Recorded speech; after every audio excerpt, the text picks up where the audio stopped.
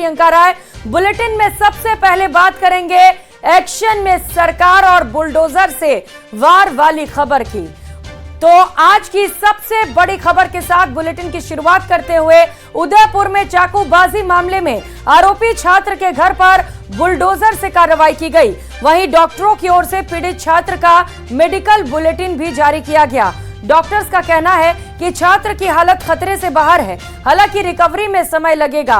वहीं इंटरनेट बंदी को अगले 24 घंटे के लिए बढ़ा दिया गया है। मामले में अब तक क्या हुआ, इस रिपोर्ट में देखिए।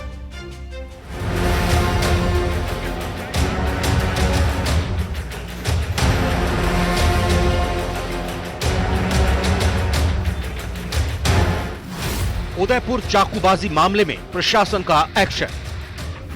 आरोपी के घर को किया गया जमींदोज। कार्रवाई के दौरान भारी पुलिस बल रहा मौजूद।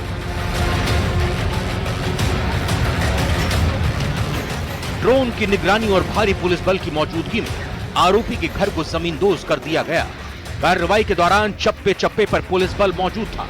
आसपास के घरों की छतों पर भी पुलिस कर्मियों को तैनात किया गया।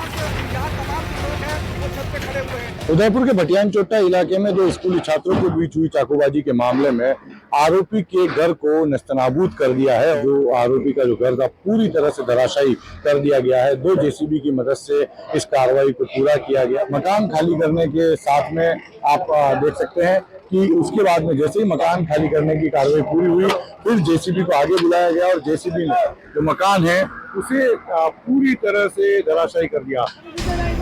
आरोपी के घर पर बुलडोजर एक्शन से पहले घर के सारे सामान को शिफ्ट करा दिया गया। बिजली का कनेक्शन भी काटा गया। कार्रवाई के दौरान मौके पर यूडीए, नगर निगम, वन विभाग की टीम मौजूद रही। हालांकि वन विभाग ने परिवार को घर खाली करने के लिए 3 दिन का टाइम दिया था, जबकि इससे पहले शनिवार सुबह ही नगर निगम और वन विभाग ने अवैध निर्माण को लेकर घर पर नोटिस चिपकाया था। अन्य जो कोई भी इसमें सहयोगी हैं, कॉन्स्पिरेटर हैं, षड्यंत्र में शामिल हैं, उनके खिलाफ भी सख्त से सख्त कार्रवाई की जाएगी। और अन्य जो कोई भी विधिक प्रक्रिया है, उस विधिक प्रक्रिया के मार्फत जिन लोगों के द्वारा इस तरह की घटना को अंजाम दिया गया, उनके खिलाफ भी सख्त कार्रवाई की जाएगी। साथ ही साथ शहर की कानून व्यवस्था को बिगाड़ने की अगर किसी के द्वारा कोई भी प्रयास किया जाएगा, उसके खिलाफ भी पुलिस सख्ती से पेश आएगी। उदयपुर में सुरक्षा को देखते हुए धारा 163 लगाई गई है। स्कूल कॉलेज बंद कर दिए गए। इंटरनेट सेवाएं भी 24 घंटे के लिए बंद है। इस बीच आरोपी छात्र का एक सीसीटीवी फुटेज सामने आया है, जिसमें वो एक स्कूटी से भागते हुए नजर आ रहा है। दावा किया जा रहा है कि ये फुटेज शुक्रवार को चाकूबाजी के बाद का है।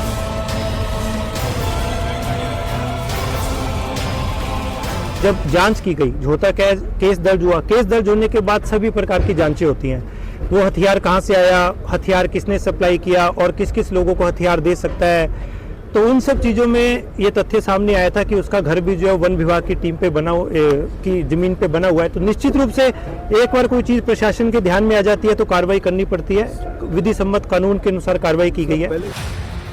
शुक्रवार सुबह उदयपुर के भटियानी चौहट्टा के सरकारी स्कूल में एक छात्र पर कहासुनी के बाद चाकू से हमला किया गया था।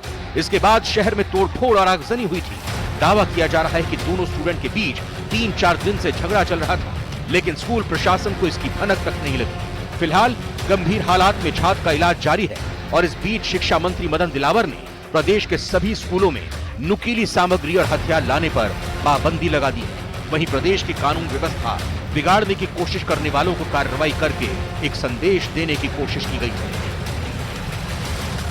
ये जो जाब्ता तैनात रहा, इसी की बदौलत इतनी बड़ी कार्रवाई पुलिस द्वारा और स्थानीय निकाय द्वारा की गई, लेकिन उसके बावजूद किसी तरह की कोई अप्रिय घटना यहाँ नहीं हुई और शांतिप्रिय तरीके से नियमों की पालना करते हुए 5 विभाग, जिसमें यूडीए, नगर निगम, गिरवा तहसील और पुलिस के साथ में वन विभाग की टीम ने इस अवैध रूप से बने मकान को धराशायी कर दिया। कपिल श्रीमाली, न्यूज़ 18 उदयपुर। तो उदयपुर चाकूबाजी मामले में पंजाब के राज्यपाल गुलाब चंद कटारिया पीड़ित बच्चे का हाल जानने पहुंचे। इस दौरान उन्होंने मीडिया से बात करते हुए क्या कुछ कहा, सुनिए। कंडीशन कोई, मैं तो अपनी अनुभव से कह सकता हूं कि स्थिति कोई बहुत अच्छी नहीं। जो ट्रीटमेंट अपन दे सकते थे वो सारा ट्रीटमेंट दिया। जयपुर से डॉक्टर टीम बुलानी, वो बुला करके देख ली, और जो राय लेनी थी बाकी जगह भेज करके भी उसको भी राय ले ली। अब इसके बारे में थोड़ा सा सोचा था कि क्या इसको एयरलिफ्ट किया जा सकता है, क्या उससे कोई इसको लाभ हो सकता है, बचाया जा सकता है क्या, उसके बारे में भी अभी तक डॉक्टरों की राय कोई बराबर एकदम नहीं बनी। तो वहीं उदयपुर की घटना पर सचिन पायलट ने बड़ा बयान दिया। उन्होंने कहा कि उदयपुर में चाकूबाजी की घटना की निंदा करता हूं। उदयपुर के उपद्रवियों पर सरकार सख्त एक्शन ले।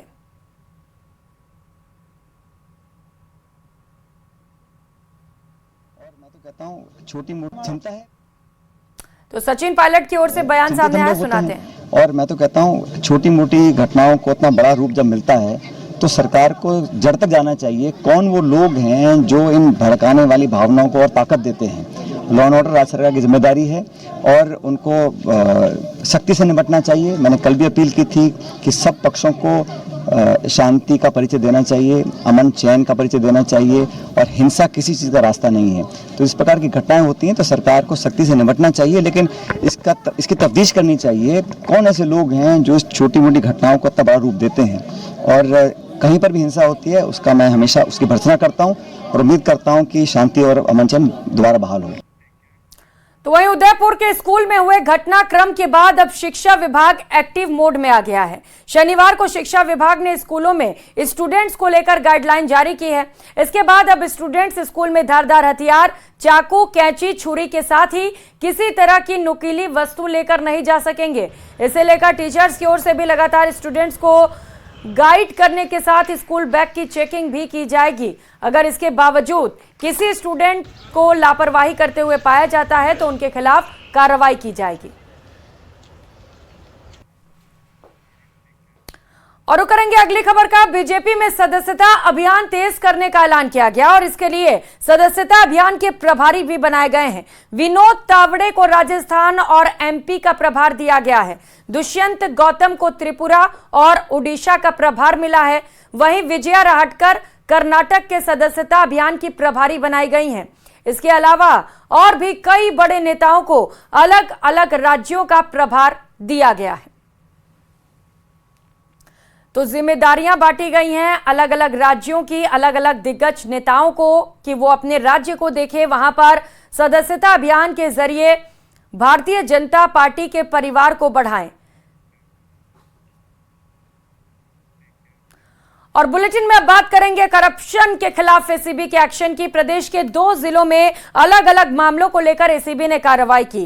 पहली कार्रवाई कोटा में की गई, जहां कैथून थाने में एसीबी ने कार्रवाई करते हुए यहां के सीआई के लिए 3 लाख रिश्वत लेते हुए कांस्टेबल को दबोच लिया। वहीं भीलवाड़ा में बनेड़ा थाने में कार्रवाई करते हुए एसीबी ने एएसआई को 10,000 की घूस के साथ रंगे हाथों ट्रैप किया।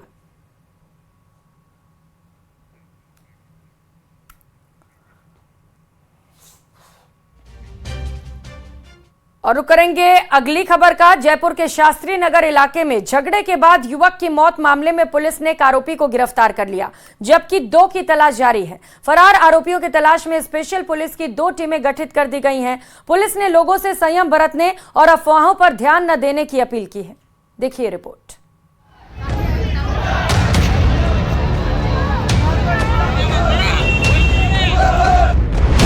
जयपुर के शास्त्री नगर में युवक की मौत का मामला।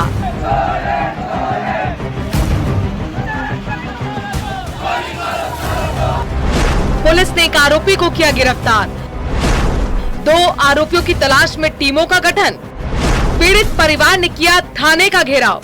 राजधानी जयपुर के पुलिस थाना शास्त्री नगर इलाके में हुई दिनेश स्वामी नाम के युवक की हत्या के मामले में, पीट करके हत्या के मामले में जो पीड़ित के परिजन और उसके स्थानीय निवासी थे, उन्होंने यहां पर धरना दिया। धरने में जो विधायक गोपाल शर्मा थे वो भी शामिल हुए और बताया जा रहा है कि राज्य सरकार के स्तर पर इस बात की सहमति बनाने की कोशिश की जा रही है कि पीड़ित परिवार को मुख्यमंत्री सहायता कोष से मुआवजा दिलाया जा सके।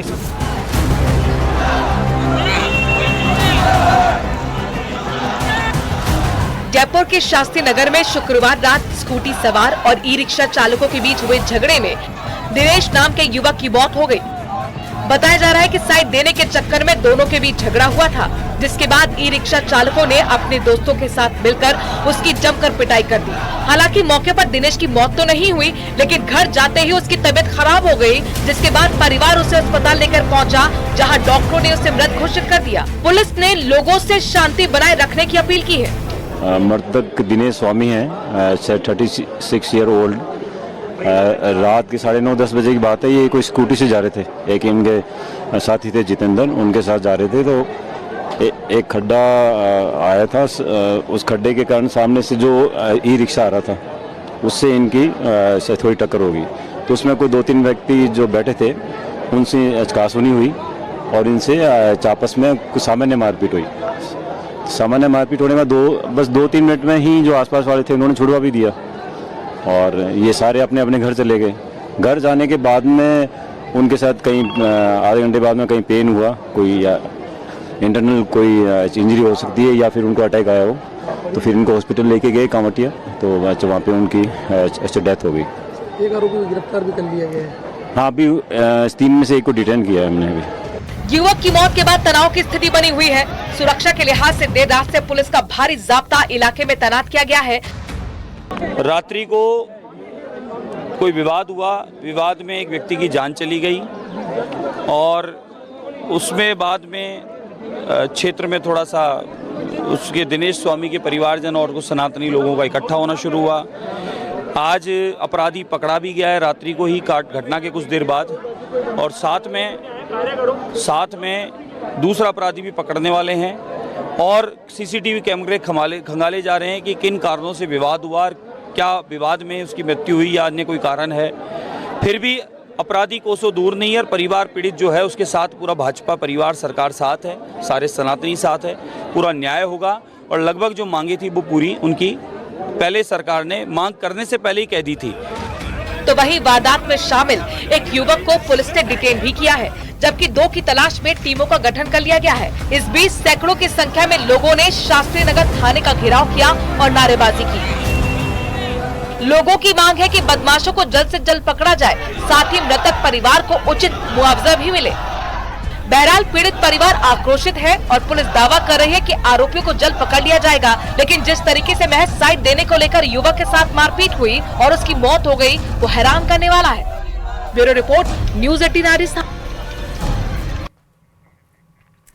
अगली खबर डीडवाना से है, जहां पेट्रोल पंप के पास ठेला चालकों में आपसी कहासुनी को लेकर जमकर मारपीट हुई और ठेला चालकों ने एक दूसरे पर जमकर लाठी और डंडे बरसाए। मारपीट के बाद मौके पर भारी भीड़ लग गई। वहीं घटना का वीडियो अब तेजी के साथ सोशल मीडिया पर वायरल हो रहा है।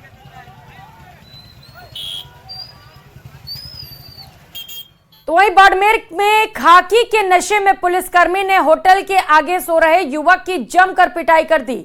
इसका वीडियो अब तेजी के साथ वायरल हो रहा है। वायरल वीडियो में साफ दिख रहा है कि पीड़ित युवक चारपाई पर आराम से सो रहा है। इसी वक्त एक पुलिसकर्मी वहां पहुंचता है और पहले उसे कुछ पूछता है और इतने में ही उसके बाल पकड़कर घसीटते हुए मारपीट करना शुरू कर देता है। वायरल वीडियो सामने आने के बाद एसपी ने मामले को गंभीरता से लेते हुए जांच के आदेश दिए हैं। वायरल वीडियो धनाऊ कस्बे का बताया जा रहा है।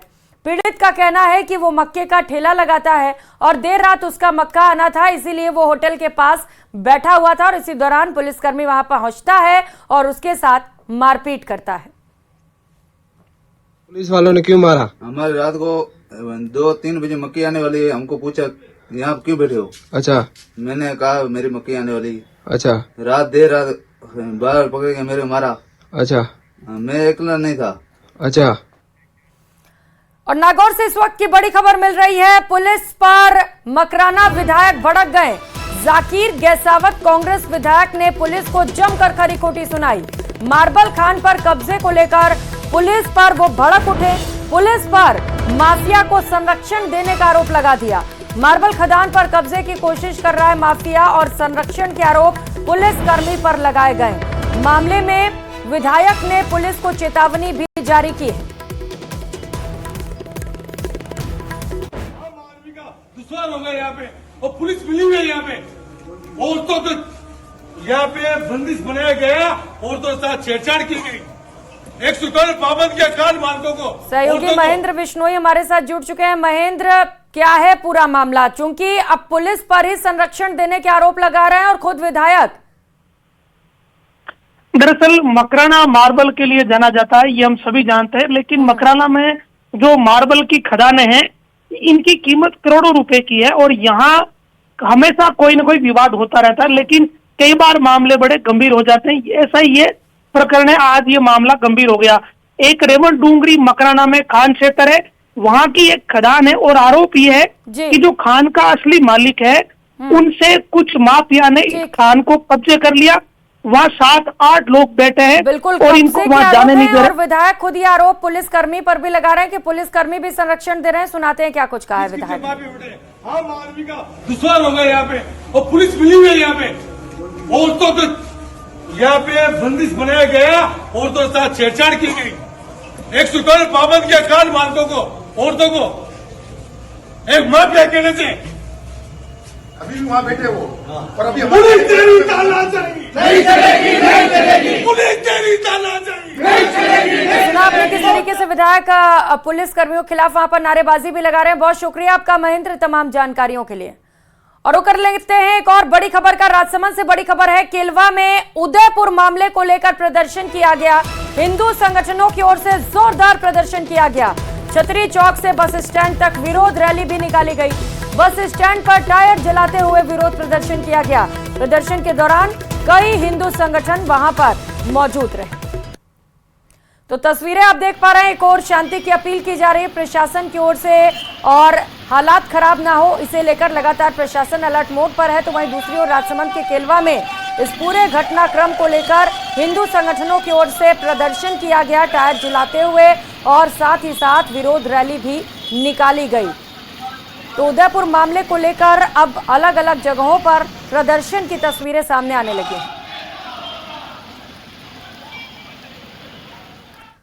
तो वहीं झुंझुनू के धनखड़ अस्पताल के बाद अब चिड़ावा कस्बे के राजीव हॉस्पिटल पर कार्रवाई की तलवार लटक गई है। यहां पर भी एक प्रसूता की मौत के बाद आई पोस्टमार्टम रिपोर्ट के बाद बवाल मच गया, जिसे लेकर आज ग्रामीणों ने अस्पताल के बाहर काफी देर तक हंगामा किया। जानकारी के मुताबिक केहरमपुरा कला गांव की ममता ने 14 अगस्त को अस्पताल में एक बच्चे को जन्म दिया।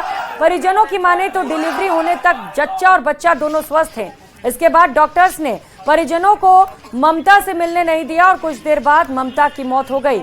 डॉक्टर्स ने हार्ट अटैक से मौत होना बताया, लेकिन पोस्टमार्टम रिपोर्ट चौंकाने वाला था, जिसमें कहा गया कि एक्सेस ब्लीडिंग की वजह से महिला की मौत हुई।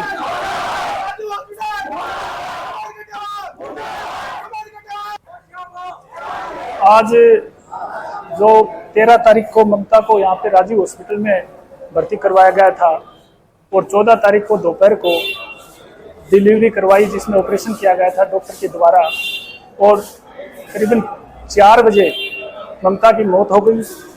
उस समय डॉक्टर साहब एक साइड पे ये कह रहे हैं कि 2 लाख रुपए ले लो और लाश आप ले जाओ। जो डिलीवरी के दौरान डेथ हुई थी गांव केरपुरा कला की युवती की, उसको लेकर तो ये प्रदर्शन किया गया है। और यहाँ पर जो हमारी मांग थी उसमें सबसे पहली मांग थी कि दोषियों के खिलाफ सख्त से सख्त कानूनी कार्रवाई की जाए और दोषियों को सजा मिले।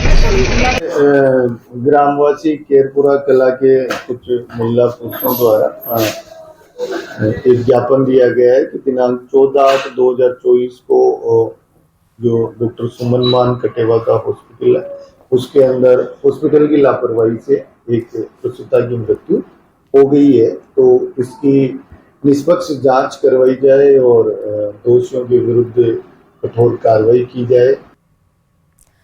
तो अस्पताल में प्रसूता की मौत के बाद भारी हंगामा हुआ, जहां पर परिजनों ने डॉक्टर्स पर लापरवाही के आरोप लगाते हुए सख्त कार्रवाई की मांग की है, जांच की मांग की है। तो वहीं पोस्टमार्टम रिपोर्ट में भी ये बड़ा खुलासा हुआ है कि प्रसूता की मौत हुई है एक्सेस ब्लीडिंग से।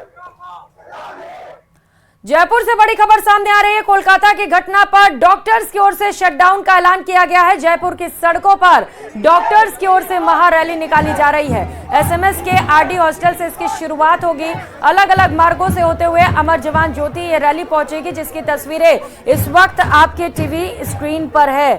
तो यहाँ पर उस घटना का विरोध किया जा रहा है जिस घटना ने पूरे देश को शर्मसार कर दिया है। कोलकाता में डॉक्टर के साथ जो घटना घटी है वो किसी और डॉक्टर के साथ ना घटे या किसी और बेटी के साथ ना हो, इसी को लेकर पूरे देश भर में विरोध प्रदर्शन किया जा रहा है और जो रेसिडेंट डॉक्टर्स हैं वो लगातार हड़ताल कर रहे हैं। जयपुर से सीधी तस्वीरें, एक्सक्लूसिव तस्वीरें न्यूज़ 18 राजस्थान पर आप देख पा रहे हैं, जहां पर न्याय दिलाने की मांग की जा रही है पीड़िता को। हालांकि वो आज हमारे बीच नहीं है, लेकिन कोई और बेटी इस तरीके की दरिंदगी का शिकार ना हो, इस तरीके की बर्बरता किसी और बिटिया के साथ ना हो, इसी को लेकर आज पूरा देश एकजुट है और ये मांग की जा रही है कि जो आरोपी हैं उन्हें जल्द से जल्द पकड़ा जाए और उनके खिलाफ सख्त से सख्त कार्रवाई की जाए। पूरे देश में इस घटनाक्रम को लेकर भारी आक्रोश दिखाई दे रहा है और साथ ही साथ रेसिडेंट डॉक्टर्स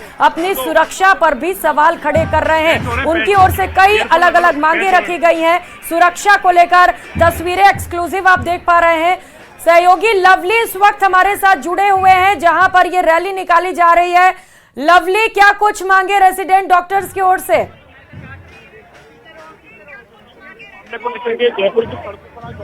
देखिए, कोलकाता वाले पूरे मामले को लेकर के जयपुर की सड़कों पर आज डॉक्टर निकले हैं। तस्वीर हम आपको दिखाते हैं, पीछे की तरफ देखिए आप। लगातार जो डॉक्टर्स का काफिला है वो लगातार बढ़ रहा है और डॉक्टर्स के अंदर खासा आक्रोश जो है वो यहाँ पर देखने को मिल रहा है। तस्वीर आप देखिए किस तरीके से ये प्रदर्शन जो है वो यहाँ पर किया जा रहा है। डिमांड्स इनकी यही है कि जो हत्यारे हैं उनके खिलाफ कड़ी कार्रवाई की जाए, फांसी की जो सजा देने की जो बात है वो की जा रही है और अलग अलग डिमांड्स जो है वो ये डॉक्टर्स जो है वो लगातार जो है ये रख रहे हैं और इन्हीं मांगों को लेकर के ये प्रदर्शन जो है वो लगातार चल रहा है। इस वक्त सीधा प्रसारण आप देख पा रहे हैं न्यूज़ 18 पर, जहां पर हमारे साथ में वरिष्ठ डॉक्टर्स हैं। इनसे बात करते हैं क्या डिमांड्स है डॉक्टर्स की और किस तरीके से ये प्रदर्शन जो है वो लगातार चल रहा है।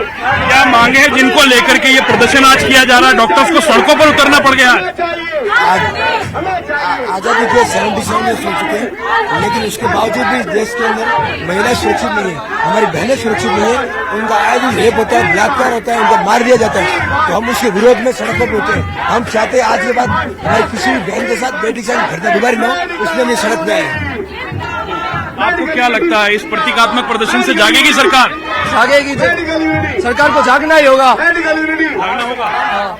देखिए, डॉक्टर्स का विरोध प्रदर्शन जो है वो लगातार चल रहा है। पीछे की तस्वीरें आप देखेंगे कि जो लगातार जो डॉक्टर्स का प्रदर्शन है वो यहाँ पर चल रहा है। डॉक्टर्स जो एसएमएस के तमाम जो ट्रेनी डॉक्टर्स हैं और इनके अलावा जो बाकी जो फिक्स डॉक्टर्स हैं वो तमाम लोग यहाँ पर प्रदर्शन जो है वो इस वक्त कर रहे हैं और प्रदर्शन में डॉक्टर्स की संख्या जो है वो लगातार बड़ी तादाद में डॉक्टर्स को जो है वो यहाँ पर देखा जा रहा है और डॉक्टर्स अलग अलग जो उनकी डिमांड्स हैं, जो सीबीआई जांच के अलावा जो और जो मांग है उन मांगों को लेकर के ये प्रदर्शन जो है वो किया जा रहा है। इसमें जाट से तमाम जो अन्य यूनियंस हैं वो यहाँ पर जो है वो प्रदर्शन जो है वो कर रही हैं और प्रदर्शन करके वो डिमांड जो है वो रखी जा रही है कि किस तरीके से जो है वो बात जो है वो सरकार तक पहुंचाई जा सके, सरकार को जगाया जा सके, बोला जा सके कि आखिरकार जो बंगाल के अंदर हुआ वो कहीं और ना हो। इसलिए एक प्रदर्शन करके सरकार तक एक संदेश देने की कोशिश जो है वो इस वक्त की जा रही है और तस्वीरें आप देख पा रहे हैं न्यूज़ 18 पर, जहां पर किस तरीके से ये प्रदर्शन जो है वो लगातार जो है वो चल रहा है।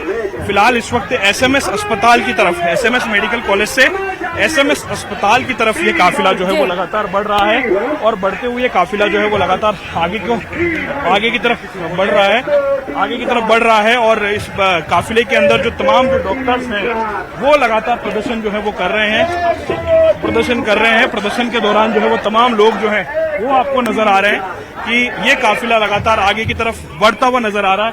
पीछे देखेंगे आप दूर दूर तक जो है तमाम जो अलग अलग जो यूनियंस हैं, चाहे वो इंडियन मेडिकल एसोसिएशन हो, चाहे जेएमओ हो, चाहे अन्य अदर्स यूनियंस बनी हुई है एसएमएस मेडिकल कॉलेज की, वहाँ के तमाम डॉक्टर्स, तमाम जो मेंबर्स हैं वो इसमें जुड़े हुए हैं। बिल्कुल, कोलकाता में जो घटना घटी उसे लेकर पूरा देश स्तब्ध है और ये बर्बरता किसी और बेटी के साथ ना हो ये भी जरूरी है। इसे लेकर सख्त नियम कानून लाए जाएं और ये प्रदर्शन हो गई। सूचना के बाद पुलिस मौके पर पहुंची और चारों शवों को मोर्चरी में रखवाया गया है।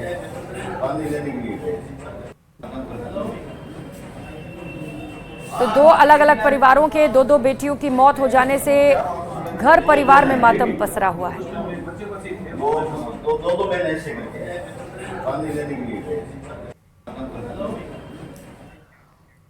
और जयपुर में लगातार चली भारी बारिश के बाद हालात बेहद खराब हो चुके हैं। राजस्थान यूनिवर्सिटी में भी हालात खराब नजर आए। यहां बारिश के बाद पानी के साथ प्लास्टर भी गिरने लगा। इसकी वजह से डर कर स्टूडेंट्स अब हेलमेट लगाकर पढ़ने को मजबूर हैं।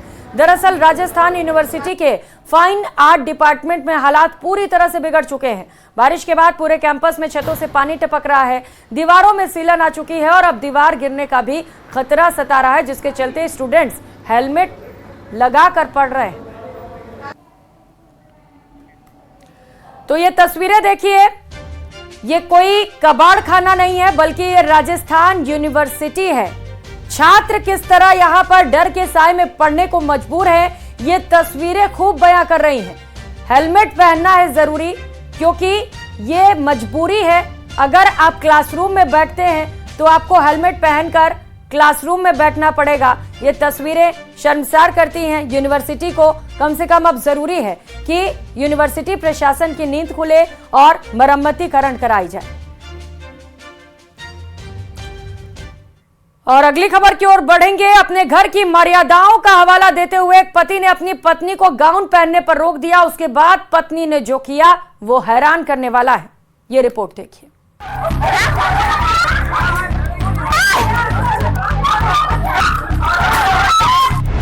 गाउन पहनने पर टोका, परिजनों ने आकर पीटा, पति पर भारी पड़ा गाउन। जोधपुर के इस परिवार ने कभी सोचा नहीं होगा कि ये गाउन घर में घमासान करा देगा।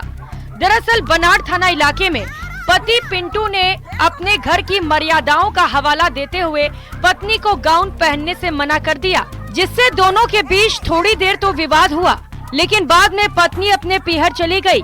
उसके बाद जो हुआ वो ना तो पति ने सोचा होगा और न ही आसपास के इलाके के लोगों ने। जब उन्होंने गाउन पहन रखा था तो गाउन के दौरान मैंने उनको मना किया, तो हमारे बीच में बहसबाजी हुई। तो वो अपने कह रहे थे अपने घर पे छोड़ने के लिए, तो मैंने राजी खुशी वगैरह घर पे छोड़ा।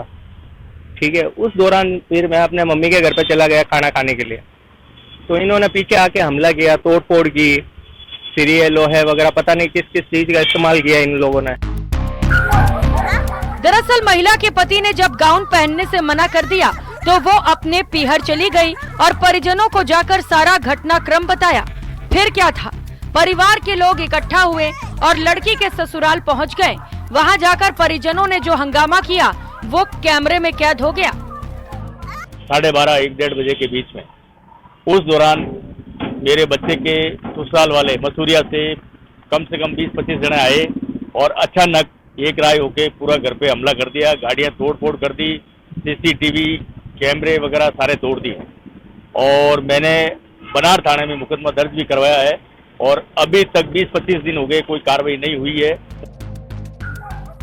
तस्वीरों में आप देख सकते हैं, गुस्साई पत्नी ने अपने परिवार के साथ मिलकर सास, ससुर, पति और घर में उस वक्त जो भी मौजूद था सबकी पिटाई कर डाली। यही नहीं, घर के बाहर खड़ी गाड़ियों में भी तोड़फोड़ की। घटना का वीडियो सामने आया है। वीडियो में परिजनों का उत्पात साफ नजर आ रहा है। वीडियो में एक युवक बाइक पर पत्थर मारता दिख रहा है, वहीं एक अन्य युवक जो अर्धनग्न हालत में है ये सब बंद करने की गुहार लगा रहा है, लेकिन आरोपी का बाइक पर पत्थर बरसाना जारी है। उस परिवार में उसकी पुत्र वधू के साथ में आपस में कहासुनी होने के कारण पुत्र वधू अपने पियर गई और अपने रिश्तेदार लेडीज को 5-6 को लाई और इनके घर में आकर के झगड़ा हुआ और उन्होंने भी मुकदमा करवाया। उस पुत्र वधू ने इनके खिलाफ कराया, इन्होंने उनके खिलाफ दोनों क्रॉस केस करवाया है। इन्होंने वीडियो डाले है। इस संबंध में इनके एक्सरे सब करवा के फाइल तो ज्यादातर अब जल्द ही इस फाइल में गिरफ्तार कर जैसी कानूनी समझ कार्रवाई होगी वैसी जल्दी ही कर निस्तारण किया जाएगा। इधर पीड़ित परिवार का कहना है कि बात मामूली सी थी। पति ने अपनी पत्नी को सिर्फ गाउन पहनने से टोका था। इस बात पर ही पत्नी ने अपने पीहर से लोगों को बुलाकर जमकर उत्पात मचाया। इस घटना का वीडियो सोशल मीडिया पर भी वायरल हो रहा है। वहीं इस मामले में पीड़ित ससुर सुरेश ने मामला दर्ज कराया है। उधर पत्नी शीतल ने भी क्रॉस FIR दर्ज कराई है। पुलिस ने दोनों पक्षों की ओर से मामला दर्ज कर लिया है और मामले की जांच में जुट गई है। जोधपुर से न्यूज़ 18 राजस्थान के लिए चंद्रशेखर व्यास की रिपोर्ट।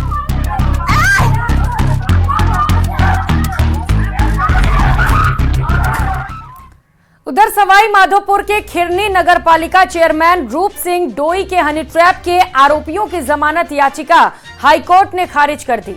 हाईकोर्ट जस्टिस शुभा मेहता अदालत ने सुनवाई करते हुए 4 आरोपियों की जमानत याचिका को निरस्त कर दिया।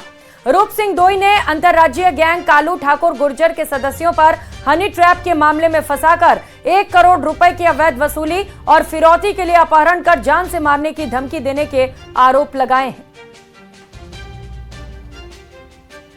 चेयरमैन रूप सिंह डोई को हनी ट्रैप में फंसाकर ब्लैकमेल करके 1 करोड़ रुपए की फिरौती मांगने वाले सभी अपराधियों की कल जमानत याचिका माननीय हाईकोर्ट में खारिज हो गई है।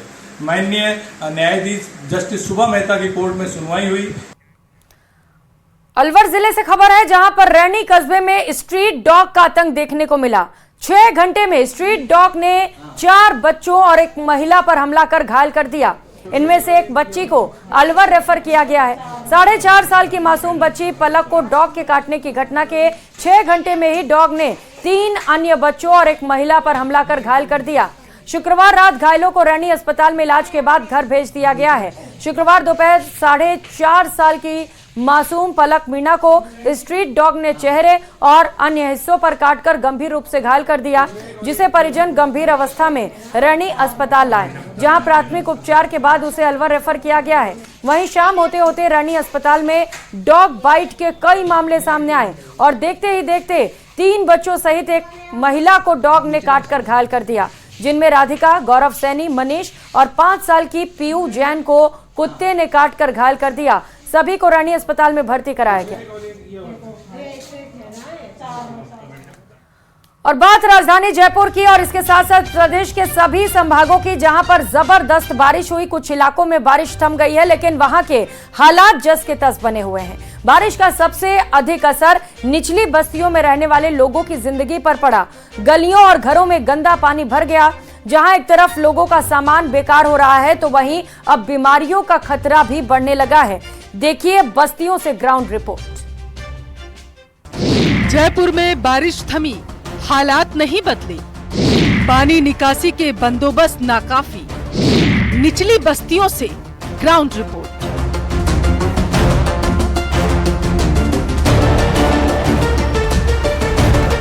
जयपुर में भारी बारिश के बाद हालात बिगड़ गए। इसका सबसे ज्यादा असर निचले इलाकों में देखने को मिला, जहां बारिश थमने के बावजूद भी हालात नहीं सुधर पाए। घरों गलियों में पिछले 7 दिनों से गंदा पानी भरा हुआ है। मच्छर मक्खियों से बीमारियों का खतरा भी अब बढ़ने लगा। वहीं इन हालातों को समझने के लिए न्यूज़ 18 की टीम ग्राउंड जीरो पर उतरी।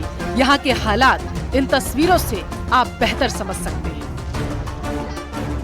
राजधानी जयपुर में तेज बरसात के दौर के बाद में जो बाहरी क्षेत्र की निचली बस्तियां हैं, वहां पर जल भराव की वजह से लोग बाग अब भी काफ़ी परेशान हैं। आप देख सकते हैं कि पूरी बस्ती के अंदर पानी भरा हुआ है और पानी लोगों के घरों तक पहुंचा हुआ है। यहाँ पर रविवार को बारिश हुई थी और रविवार की बारिश के बाद में लगातार लोगों के घरों में पानी की आवक जारी है। पानी का स्तर यहाँ पर 3 फुट तक पहुँच गया था।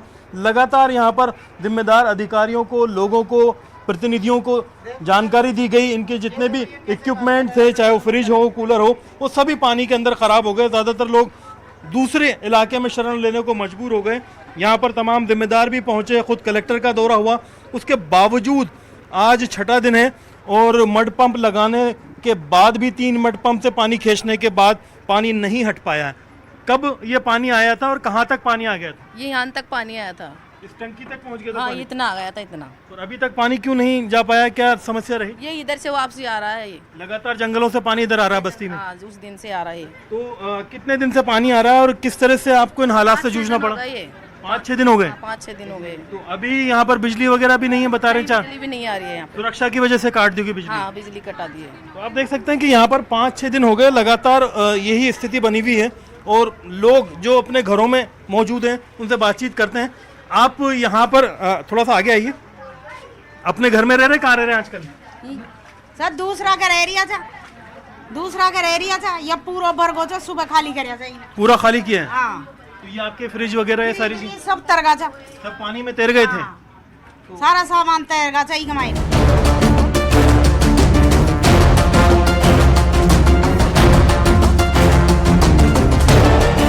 लोगों को ऊंचाई वाले इलाकों या फिर दूसरे इलाकों के घरों में रहने को मजबूर होना पड़ रहा है। पिछले 4 से 5 दिनों में बिजली नहीं आई। लोगों का कहना है कि यहाँ लोग आते हैं, फोटो खिंचवाते हैं और चले जाते हैं। कलेक्टर खुद मौका मुआयना करने आए। तो आप ये देख सकते हैं कि ये टीला नंबर 1 है और ये लोग हैं जो इन हालात में जीने को मजबूर हैं। पानी 2 फुट तक करीब इनके ऊपर पहुंच रहा था और अभी भी बता रहे हैं कि अगर मड पंप रुकते हैं तो वापस घरों के अंदर पानी भर जाता है। करीब 20 साल बाद ऐसी बारिश हुई है। हालात हालांकि प्रशासन के लिए भी मुश्किल हैं, लेकिन इन चुनौती वाले हालात के अंदर काम भी वैसे ही करना होगा, वरना ये 100 से ज़्यादा घर जो लगातार बिना बिजली के यहाँ रहने को मजबूर हैं। उनके घरों में मक्खी मच्छर और दूसरी चीज़ों से काफ़ी परेशानियाँ हो रही है। खाना नहीं बना पा रहे हैं, सारे इक्विपमेंट ख़राब हो चुके हैं, दूसरे स्थानों पर शरण लेनी पड़ रही है। ऐसी स्थिति में ज़रूरत है कि सभी जिम्मेदार इस मसले को गंभीरता से लें और यहाँ पर राहत के लिए जल्दी से जल्दी बेहतर काम करें। जयपुर की सिर्फ इस बस्ती के ऐसे हालात नहीं, बल्कि शहर के बाहरी और निचले इलाकों की सभी बस्तियों के ऐसे ही हालात हैं। जगतपुरा, सांगानेर, आमेर, हरमाड़ा, आगरा रोड, बगराना, नाई की थड़ी, 4 दीवारी क्षेत्र के कई इलाकों में पानी भरा है, जहां मौजूदा संसाधन राहत पहुंचाने में नाकाफी साबित हो रहे हैं। जयपुर से न्यूज़ 18 के लिए अरबाज अहमद की रिपोर्ट।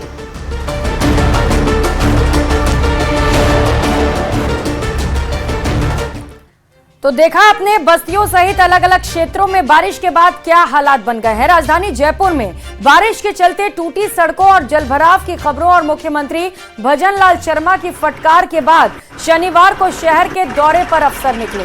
प्रमुख सचिव टी रविकांत के नेतृत्व में जेडीसी मंजू राजपाल, निगम कमिश्नर, जिला कलेक्टर प्रकाश राजपुरोहित, आवासन आयुक्त और ट्रैफिक डीसीपी ने करीब 6 घंटों तक शहर का दौरा किया। जब पानी ज़्यादा आ जाता है, क्या नाले जो है उनकी कैपेसिटी कितनी है वो देखने आए आज जो है। कैपेसिटी भी, नालों की कैपेसिटी बढ़ाने की ज़रूरत है। मैंने इंजीनियरों को निर्देश दिया है कि इसको नाले की कितने साइज़ होनी चाहिए। ठीक है, नालों की सफाई एक अलग चीज़ है, बट नाले एक साइज़ है, उसका भी जो है डायमीटर वगैरह जो है दोबारा डिज़ाइन करनी चाहिए।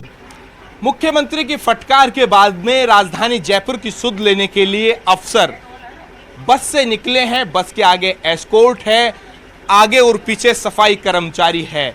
सड़क के ऊपर मरम्मत कार्य दिखाए जा रहे हैं, लेकिन ग्राउंड जीरो के ऊपर न्यूज़ 18 आप तक वो तस्वीरें पहुंचा रहा है, वो हकीकत पहुंचा रहा है कि किस तरीके से राजधानी जयपुर का आलम है। टीला नंबर 2-3 का जो इलाका है वो जलमग्न की स्थिति में है। पिछले 1 सप्ताह से लाइट नहीं है, लोग इसी तरीके से इस पानी में रहने के लिए मजबूर हैं। डेंगू मलेरिया जैसी जो बीमारी है वो फैल रही है। क्या कहेंगे आप लोग? यहाँ पे बहुत बुरी हालत हो रखी है। सब अपने घरों से 5-5 दिनों से बाहर पड़े हुए हैं। घर में कुछ खाने की सुविधा नहीं है। 5-5 दिन हो गए नहाए हुए, कपड़े चेंज करे हुए। बच्चों को मच्छर खा खा के बहुत परेशान कर रखे हैं। बहुत बुरी हालत है। यहाँ पे पानी जरा सा भी नहीं निकल रहा है, आता है फिर भर जाता है, जरा सी बारिश आती है फिर भर जाता है। यहाँ पे बहुत बुरी हालत है सर। 5 दिन से घरों से बाहर हैं। क्या स्थिति है? अभी तक कोई प्रशासन का कोई अधिकारी पहुंचा है? नहीं सर, नहीं पहुंचा। और मैं आपके चैनल न्यूज़ 18 नेटवर्क से अपील करना चाहूँगा कि 2 दिन बाद त्यौहार है। ऐसे त्यौहार के टाइम में ऐसे गंदगी के अंदर यहाँ मेहमान वगैरह भी हमारे आएंगे तो कैसे बहुत दिक्कत का सामना करना पड़ेगा। तो मैं अपील करना चाहूँगा कि आप आगे हमारी बात आगे रखें और ये जल्द से जल्द इसकी व्यवस्था करो। क्या कहेंगे? अब क्या स्थिति है? 2 दिन बाद में राखी का त्यौहार है, घरों से पानी निकल पाएगा? हाँ सर, निकलेगा। पानी आता है वापस भर जाता है। 10 दिन तक से सर अभी तक तो कुछ नहीं, तो कोई ढंग से खा सकते हैं न पी सकते हैं। ऐसे गंदी हालत हो रही है यहाँ पे, तो खाना भी नहीं बन पा रहा है, पानी। तो देखिए, लोगों का ये कहना है कि 1 सप्ताह से लाइट यहाँ पर नहीं है, पानी यहाँ पर नहीं आ रहा है। जो पानी आ रहा है वो भी गंदा दूषित पानी यहाँ पर आ रहा है। सबसे बड़ी यहाँ पर ये जो बात है कि केवल और केवल वोट लेने के लिए जनप्रतिनिधि आते हैं। दौरे के नाम के ऊपर खाना पूर्ति होती है। जो नौकरशाह है शहर के वीवीआईपी इलाकों का दौरा कर कर इतिश्री करते हैं, लेकिन हकीकत न्यूज़ 18 राजस्थान इन लोगों की पीड़ा आप तक पहुंचा रहा है कि अंदाजा लगा सकते हैं कि किस तरीके से आलम है। इन तस्वीरों को सिस्टम में बैठे हुए जो अधिकारी वो देख रहे होंगे तो शायद उन्हें भी शर्म आ रही होगी कि किस तरीके से इस सिस्टम के आगे प्रदेश की जो जनता है वो लाचार है। न्यूज़ 18 राजस्थान के लिए सहयोगी अविनाश शर्मा के साथ रोशन शर्मा की रिपोर्ट। और रुक करेंगे अगली खबर का। कोटपूतली के हरसौरा थाना क्षेत्र से खबर है, जहां पर नाबालिग के अपहरण का मामला सामने आया है। परिजनों का आरोप है कि 2 से 3 युवक नाबालिग को उठा ले गए। रात भर परिजन उसे ढूंढते रहे, लेकिन नाबालिग सुबह ततारपुर चौराहे के पास बेहोश हालत में मिली। नाबालिग का अलवर के राजकीय महिला अस्पताल में इलाज जारी है। वहीं इस मामले में पुलिस का कहना है कि रिपोर्ट आने के बाद पता चलेगा कि क्या बालिका के साथ रेप भी हुआ है। इसकी जांच की जा रही है। 11 बजे बच्चे को घर से अगवा करके ढूंढ गए और जिसमें इसका मैन जो है वो दिनेश नाम का लड़का है, उसका गांव माची है और उसके साथ अन्य उसके साथी थे। और जो दिनेश माची है इसकी मामा है जयसिंहपुरा छिंड में, जो उसका मामा का लड़का है कृष्ण, उसका भी इसमें हाथ है। फिर उसके बाद में ये बच्चे को पूरी रात वहाँ रखते हैं, फिर सुबह गाँव में ये छोड़ जाते हैं। फिर छोड़ने के बाद में बच्ची को ततारपुर चौराहे की तरफ ले जाते हैं, जिससे बच्ची बेहोश हालत में हो जाती है। फिर हमने उनका पीछा किया। पीछा करने के बाद में बच्ची ज़्यादा बेहोश अवस्था में थी और फिर वो एक दो दिनेश और दिनेश के साथ जो अन्य थे वो बच्ची को बेहोश की अवस्था में छोड़ के चले गए। फिर हमने डॉक्टर के वहाँ नज़दीक हॉस्पिटल में दिखाया। दिखाने के बाद बच्ची को होश नहीं आया। अब यहाँ पर जनाना हॉस्पिटल अलवर में लेकर आए हैं। और इसी के साथ इस बुलेटिन में फिलहाल इतना ही। आगे देखिए खबर में दम है। नमस्कार।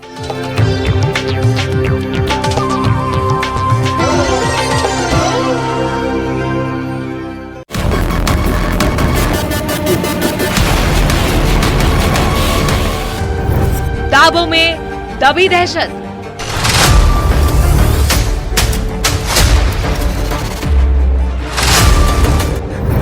यकीन से परे कहानियां,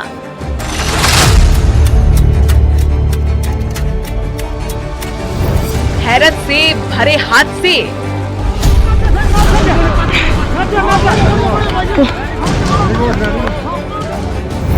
परिलोक का रहस्य,